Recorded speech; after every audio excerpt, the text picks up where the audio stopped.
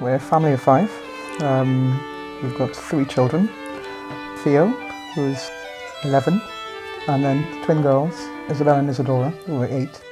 We're mad about music, all of us.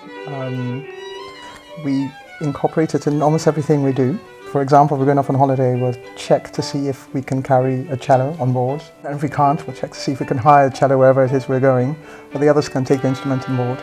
Music is it's like the lifeblood of this family. When I was about 3 years old, I heard the Mozart horn concertos and I instantly fell in love with the French horn, and I begged Mummy to let me play the French horn. She said when I was about 7 or 8 I could give it a go, and she gave me the violin to play. I love the violin. I picked up the piano at 5 and I loved that too.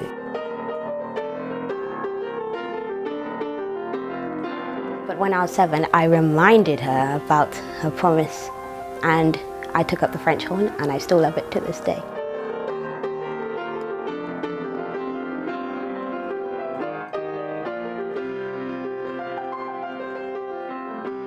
I play the violin and piano.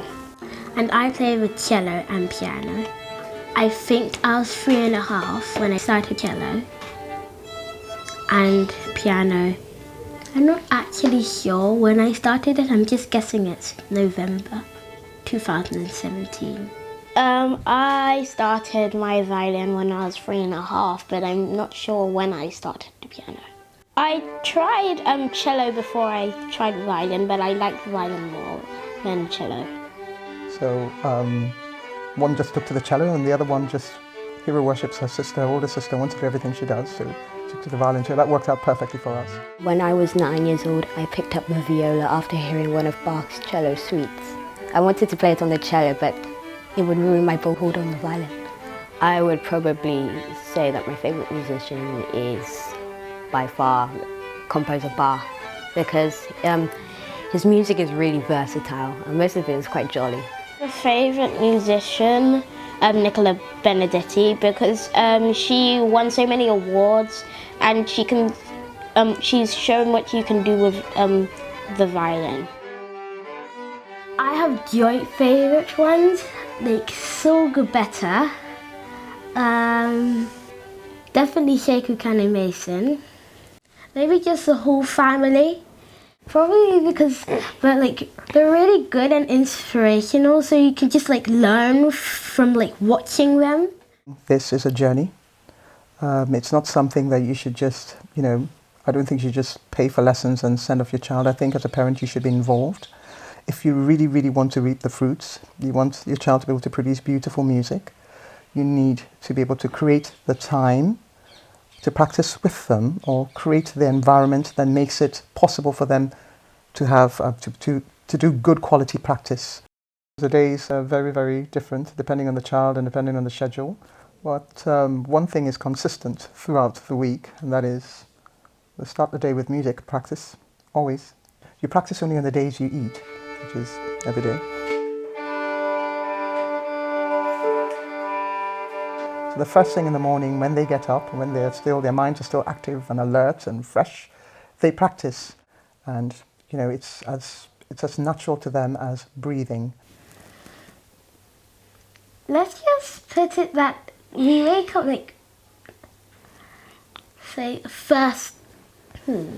early in the morning. I don't really know. I practice first thing in the morning, and how long it takes usually depends on what I have coming up. So if I have a concert or if I'm learning a new piece, I would spend more time on that instrument. But the other instruments wouldn't be abandoned that day. I would still practice on them. But no matter what day it is, I always practice my scales and studies.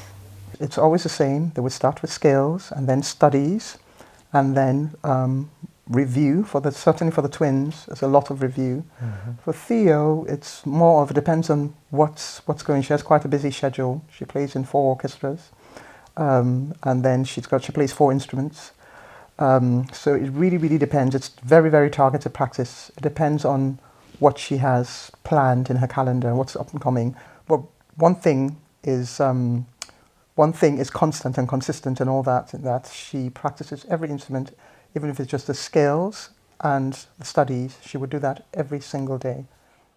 For the piano, I have two studies, one that I'm learning now and one that I've already learnt. And the one that I've learnt, I try and play at least once or twice a week so that I don't forget it. On the violin, I have a lot of pieces because I can remember it from memory. And I probably just review all the pieces in that volume, so like volume 1, volume 2, etc. And with the viola, I have 2 studies that I'm doing and 3 pieces that I have to constantly keep playing so that I don't forget. On the French horn, I have 1 study and 2 pieces that I play so that I don't forget. I notice that I'm forgetting a piece if I haven't reviewed it for, let's say, more than a week, because my fingers stumble and I'm not as confident as I usually am when I play the piece. I know that I've had a good practice when I'm sounding better than when I started. I know by the next time I practice, which is the next day, is that I know by the quality of my sound and the quality of the things I'm doing. I know that I've had a good practice because by the next day I can hear that I've improved at that particular sort of piece of music. It's kind of as if we have a plan for everything. Yes, there's a time for everything. In the morning, it's practice time. And in the evening after school is activities. So like free time, reading books, studying, homework and ensembles. The weekend is different in that on a Saturday they attend most of their music classes, and so we're the bus service, we're taxi service, shuttling them. They're roadies. Yeah, we're the roadies and groupies, so we're just ferrying them back and forth in music lessons or concerts they might have. On Saturday, I wake up, have breakfast, then I go to my viola lesson, which is at 9 o'clock. Then at 9:30, we drive a little bit to another music school in Croydon for violin, piano, and I walk down a little bit to another music school for French horn. They put in a lot of effort, a lot of work, and when you do that, you know, the end product is, it's there for everyone to see. I think you can't underestimate how much effort, how much dedication, how much time, how much, you put into all of it. It's very, very, very easy to underestimate it.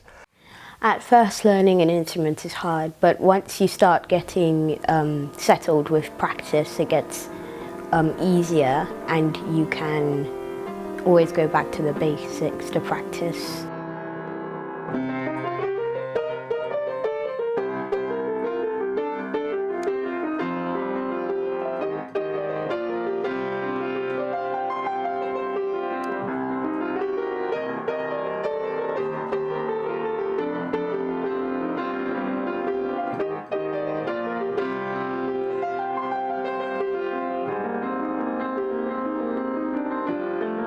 I have 4 music teachers, one for every instrument.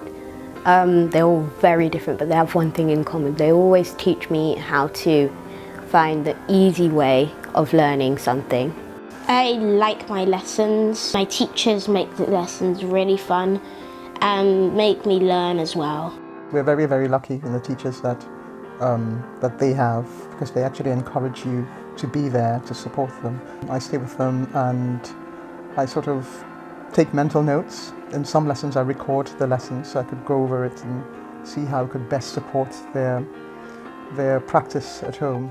Theo now is at the age where I'm trying to step back and leave her to take ownership of her own, her lessons, her music, her practice. So I'm gradually stepping back and leaving her to take control. But starting with the twins, I sit in on all their music lessons so I can support their practice at home.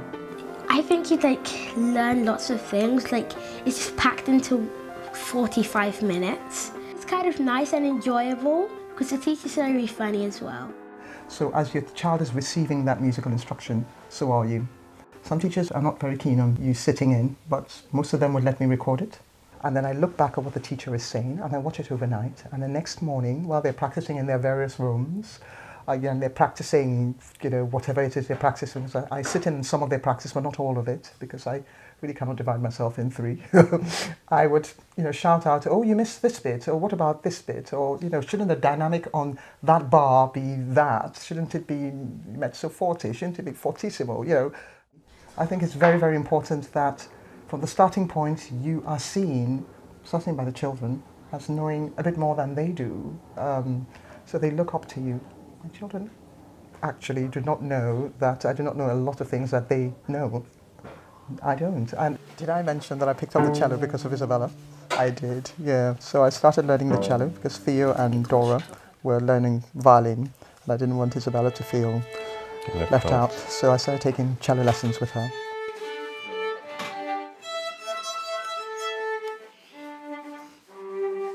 It's very, very important that you support them as best you can in practice, not just plonking them on the piano and telling them, or whatever instrument, and telling them, run with it, go and practice. You create the environment for them, but you also need some level of knowledge to be able to support their practice. I mean, my children have totally left me in the dust in all their instruments. I can't keep up, but I feel empowered by their teachers, and certainly by my constantly checking up and reading up and listening to music and listening to how things should be, to be able to guide them in their practice. So I think that is really key. That parental involvement is really, really key to producing top-notch musicians. We have such an advantage of just playing music. For example, it's just like if we hear something on the radio, we can just try and play it. We just play things together. We write some music and we play it together, and it's really fun. Classical music I play all the time in orchestras and ensembles. With contemporary music, for example, if it's a popular song that people know, I can play by ear, so I'll just listen to it maybe once or twice and I'll try and play it on an instrument. And I usually do it with Bella and Dora, and we have a great time just jamming on the piano, violin, cello, or whatever instrument we're playing on. I think music gives you sort of discipline, if you like. It gives you focus. It grounds you. You learn. There's so many skills you pick up from music. There's perseverance, the grounding, the practicing things till you're good at it, and the achievement, the sense of achievement at the end of it all. And those are transferable skills. You can transfer them to anything really in life, any aspect of life. Yeah. I'll give you a typical example. Thea's going to year 7, and last year in September she did the scholarship exams for quite a few schools, and in every single school that she applied for, she got the top academic and music scholarship. And this is a girl that plays 4 musical instruments, plays in 4 orchestras, but she still managed to pull that out of the bag. It's a discipline that comes with music and music practice. It's second to none. There's more to music than just music, because one of the many things it does do is you get to play with groups, you get to work with groups, you get to meet different people. And I think we were talking about it the other day, and like the scales, for instance, there's a mathematical aspect to that. So there are different aspects, not just the musical aspect, that it develops, and that's why we're quite keen to get them interested in that. We've had some down moments. I mean, I think our lowest moment was when my first daughter was diagnosed with Hodgkin's lymphoma in 2016. When we got the diagnosis, I was in the hospital with my husband, and the first thing I did after having a good cry and being in shock was to leave him in the hospital, drive home and go and practice with my twins, because I found practice violin and cello, because I found that very, very calming. Therapeutic. It was very therapeutic, yeah, exactly. Yeah. And so I practiced with them, and then I came back to the hospital armed with Theo's instruments so that she could play on. Even when she was in the hospital, she played all her instruments every day while she was having treatment. She played to children, and she inspired children, motivated children. Concerts have been given in her honor, because people can't believe that a child that ill just carried on with the music regardless. I mean, she did great at exams and got distinctions in the exams she took while she was having treatment. I remember she did it was about 2 years ago, she did her grade 5 piano. Yeah. And she finished the exam and had to go into the hospital for a blood transfusion because she was so ill. And she, made top marks and made a distinction in her piano. So she's just, the music just carries on. We've had down moments, but the music sort of brings us together. It binds us together. It keeps us going. Yeah. And music helps you overcome, and certainly helped her overcome a lot of the challenges that she faced in the last 2 years. In the hospital, it just felt like I had nothing left. I couldn't go outside to play because I was hooked up to a medicine machine. And there was a lot of pain too. But I'd listen to music, and then when I had the strength to play, I just felt like I was in another world, free from pain. And when I played to other children, it felt like I was giving them a great experience. One of the greatest performances, in my opinion, that Theo gave was when she was having treatment. She gave a solo recital of a concerto. She just stood up. She was in a wheelchair. She stood up in a wheelchair and she played her heart out. And I had never heard her play. She plays beautifully, even if I say so myself. But I had never heard her play like that. She played she was so masterful. And she got a standing ovation for that performance. It's, to date, that is the performance that's most special to me because of what she was going through and how she went, Hodgkin's lymphoma, and just played on. I love all the performances I've had and how the audience responds with positively, and it just feels really supporting.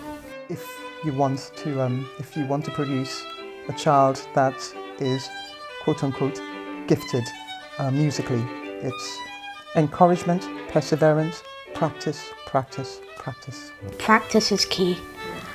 I would say that if you make a mistake, just keep on trying and never give up with the instrument you're learning. Don't give up. Always practice, and if you ever feel like giving up, walk away, come back and try again. It's a very, very, very rewarding journey. If I had to do it all over again, I don't think I'd change a thing. I hope to be an astronaut, but I would also like to give performances in space. If you have something that you love, you would invest in it, you would nurture it, you want it to grow, and that's effectively what we've done. And we can see the rewards, we're reaping the rewards. In Japan, the method that we're talking about is actually called the Talent Education Program, because they believe that every child is talented. Just put them in a nurturing environment and they will blossom.